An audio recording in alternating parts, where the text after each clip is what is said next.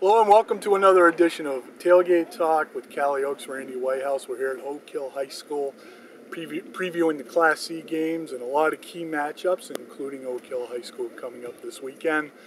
Everything on Friday night this weekend, which is a little bit different. It's been a year ago. There'd be quite a Saturday afternoon schedule, but everybody's got lights now. Everybody's doing Friday night football, and the big game to highlight this week is unbeaten Lisbon at unbeaten Yarmouth, a rematch of last year's Western C Championship.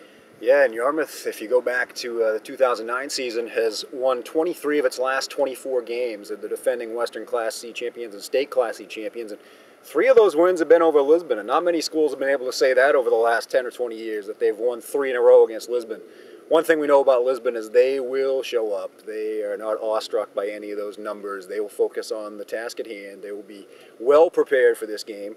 They've been kind of building slowly. They had a nice win here at Oak Hill to start the season, able to have a couple of games at home. They knocked off Freeport last week in what was a showdown of unbeatens in some respects. Lisbon probably the favorite going into that game, but they held serve at home, and now they're going into Yarmouth, a team that has obviously been very explosive the last couple of years. They've got a quarterback in Newhar and a tailback in Overhog that can move the ball both on the ground, through the air. They can do a lot of things. Both games were relatively close last year.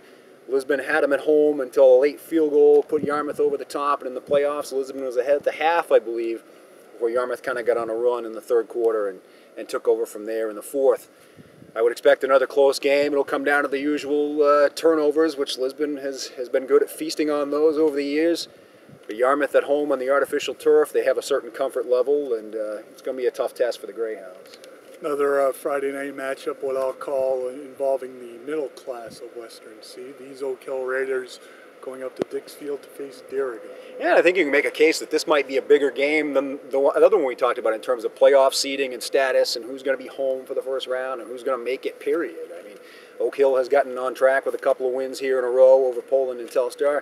They want to continue that momentum up at Dirigo under the lights. Dirigo has won 3 straight, but 2 of those have been nail-biters right down to the end against Winthrop in week 2 and then last week at Poland, where there were a couple of plays that could have gone either way. There was an inadvertent whistle that certainly hurt Poland. So Dirigo knows that they're 3-1, but there's a certain amount of good fortune that's gone into them being 3-1. They have Brian Blackman. Obviously, that's the key for Oak Hill to stop him or slow him down. Poland did a good job of that, kind of containing him, making some other guys beat them. Oak Hill has shown a nice balance in both the passing and running game the last couple of weeks. Cody Depew out of the backfield, both running and catching the ball. Parker Aslan has been able to air it out and kick returns. And kick returns last week. Special teams were huge. So all the things that you want to have going forward into the month of October, Oak Hill's got going its way. This should be a great matchup. I would expect it to come down to the final minutes. A big matchup between Winthrop and Maranacook. Winthrop coming off a loss to Winslow.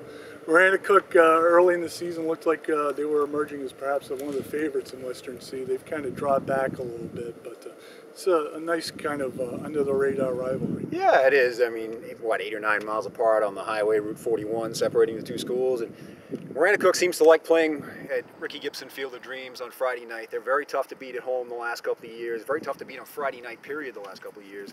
A lot of the emphasis for Maranacook has been on Luke Emery, but Caleb Castangre has emerged as a threat to throw the ball at quarterback. I think he was 4 for 4 last week, at least during the meaningful part of that game. And Winthrop kind of aired it out with Tyler Hansen last week. Over 200 yards, came out in a spread offense against Winslow, and we may see a little more of that. The Ramblers trying to take advantage of some of those young weapons they've got. Final game, Telstar at Poland. 2 teams just kind of looking to get over the hump. Both have been competitive. Rebels were competitive with these Raiders last week.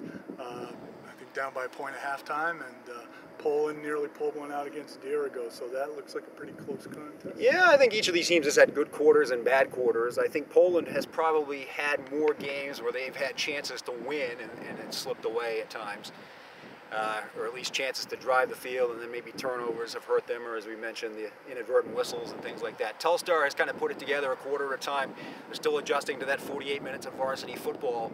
I mean, Poland's one of those teams that they played in the past at the JV level and had some success, so maybe they're not awestruck by the name Poland, but Poland has certainly proven itself to be a solid Class C club since moving down this year, and I would think at home on a Friday night they might be a slight favorite over the Rebels. Well, we're awestruck by SJ Varsity Tailgate Talk. I'm going to tweet that when I get home, just so Teddy Bruschi will be happy. We invite you to check out all of our coverage on sunjournal.com and in the daily paper. For Kalle Oaks, Randy Whitehouse, we'll see you later.